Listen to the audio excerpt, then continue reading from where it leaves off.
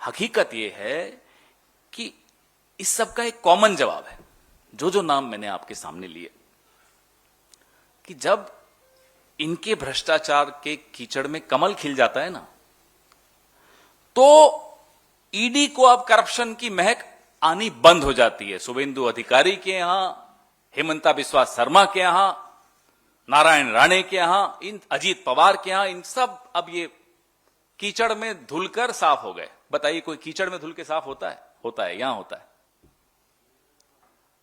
उसी कीचड़ में इनको नहलाया जाता है, उसी में कमल खिलता है और खत्म,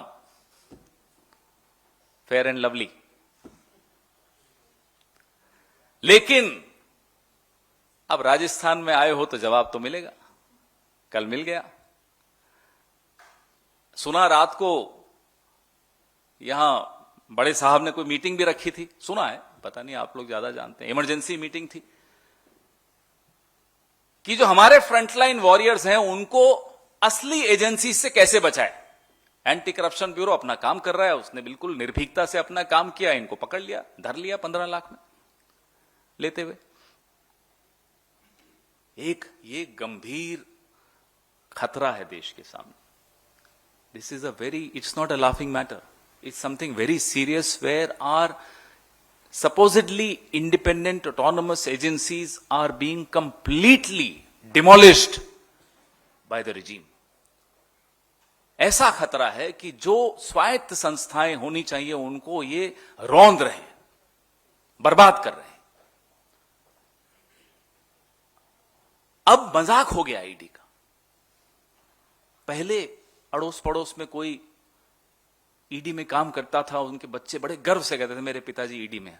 अब बेचारे शर्माते हैं बोलते हुए। ये हालत बना दी इन एजेंसीज की मोदी जी ने।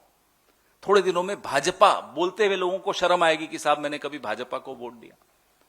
ये स्थिति बन रही है देश की। आपके सवाल।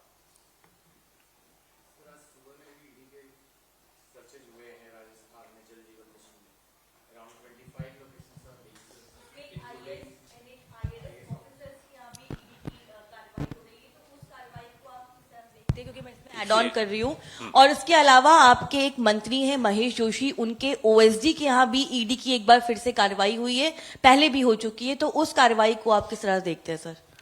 जैसा मैंने आपको कहा, 5 राज्यों में चुनाव हैं, 2 में कांग्रेस है।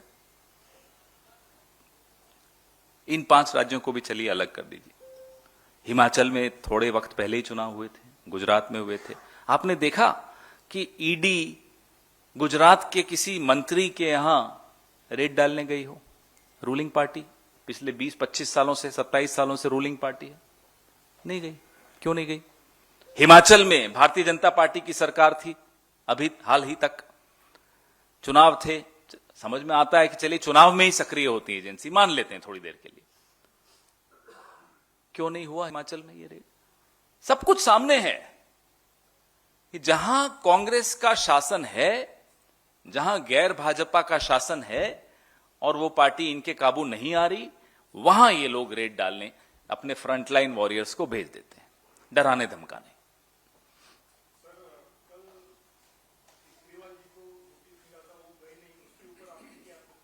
उनको जो सलाह वकील ने दी होगी उन्होंने वो किया होगा, उसमें मैं प्रतिक्रिया क्यों दूं? ना तो मैं वकील हूं उनका।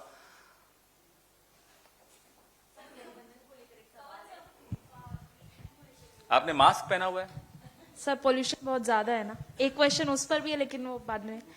सर, ईडी से रिलेटेड ये है कि छत्तीसगढ़ में सीएम ने एक बहुत बड़ा आरोप लगाया। उन्होंने बोला है कि जो ईडी ऑफिसर्स यहाँ पर आ रहे हैं रेड्स के लिए भी पवन खेड़ा कांग्रेस पार्टी के नेता, और इस शासन में कुछ भी संभव है। जो हमको लगता था कि हिंदी पिक्चरों में या दक्षिण भारत की पिक्चरों में देख के हम अचंभित हो जाते थे कि एक पिक्चरें अजीब सी बना रहे हैं, ये समाज में कभी होता है, लेकिन ये होने लग गया है, ये हो रहा है। तो जो बघेल साहब ने आरोप लगाया है, इसकी जांच तुरंत होनी चाहिए। हवाई जहाज क्यों नहीं चेक होते जिसमें ये लोग जाते हैं? मुझे याद आता है आज से 10 साल पहले शीला जी के साथ हम किसी प्रचार में बिहार के चुनाव में गए, 10-15 साल पहले। हेलीकॉप्टर को ऐसे जांचते हैं चुनाव आयोग वाले, बैग, पर्स, मुख्यमंत्री हो कोई हो, सबके जांच होती थी। लेकिन यहां तो अभी अजीब सी स्थिति है। एक प्रदेश का मुख्यमंत्री इतना गंभीर आरोप लगा रहा है, तुरंत इनको बघेल साहब के इस आरोप पे कार्रवाई करनी चाहिए। पवन जी, अभी आपने आरोप लगाया कि ईडी की सारी कार्रवाइयां जो है कांग्रेस शासित राज्यों में होती हैं। उसी क्रम में आज छत्तीसगढ़ में भी 2 व्यापारियों के यहाँ ईडी की छापेमारी अभी चल रही है। उसकी जानकारी मुझे अभी नहीं है, लेकिन यह भरोसा कर लीजिए कि भाजपा से संबंधित नहीं होगा। वहां आंख मूंद लेते हैं, बुरा ना देखो, बुरा ना सुनो, वो वाली मुद्रा में आ जाते हैं। सरकार के कामकाज को आपने देखा है नजदीक से। जो दमघोटू हवा है दिल्ली में, जो सांस जिंदगी छीन रही है, लेकिन केजरीवाल साहब मध्य प्रदेश में कहते हैं कि जो दिल्ली की जनता ने करिश्मा कर दिखाया आम आदमी पार्टी के लिए और पंजाब की जनता ने, वो मध्य प्रदेश की जनता से मैं अपील करता हूं कि करिए। तो ये करिश्मा है दिल्ली की। चुनाव प्रचार में कौन कितना क्या बोलता है वो आपको भी मालूम है, मुझे भी मालूम है, लेकिन इतनी गंभीर समस्या है कि वो नरेंद्र मोदी